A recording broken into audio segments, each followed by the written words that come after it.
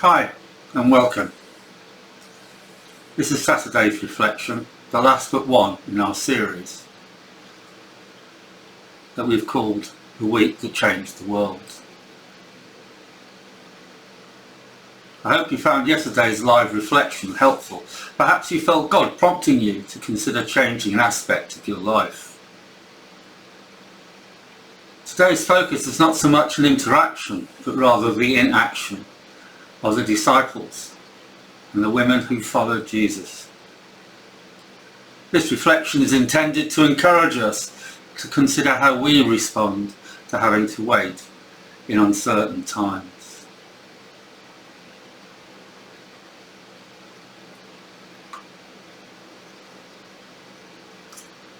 Here's our first reading. Now there was a man named Joseph, a member of the council, a good and upright man who had not consented to their decision and action. He came from the Judean town of Arimathea, and he himself was waiting for the kingdom of God. Going to Pilate, he asked for Jesus' body, and he took it down, wrapped it in linen cloth, and placed it in a tomb cut in the rock, one in which no one had yet been laid.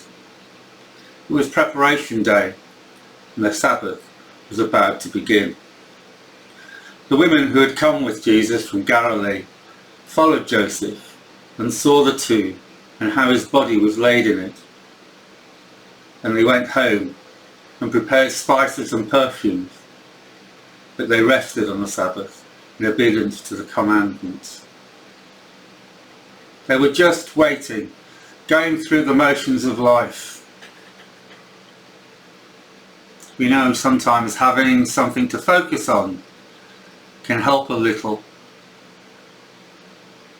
So while we're waiting, let's consider the week's headlines.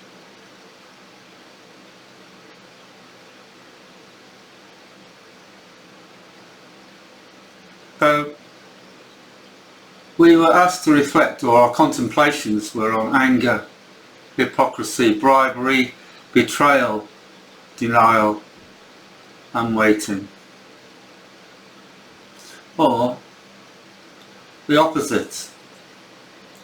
Through the love and empowerment of God, we can replace anger with delight, hypocrisy with sincerity, bribery with integrity, betrayal with loyalty, denial with a declaration, and instead of passive waiting, we can move into action. Today's song is written and performed by the Afters. It's a Christian band who all met as workers in one of Mystique's Starbucks shops in Texas. It's called I Will Fear No More. It ought to start automatically, but as with previous ones, if it doesn't, please select I Will Fear No More.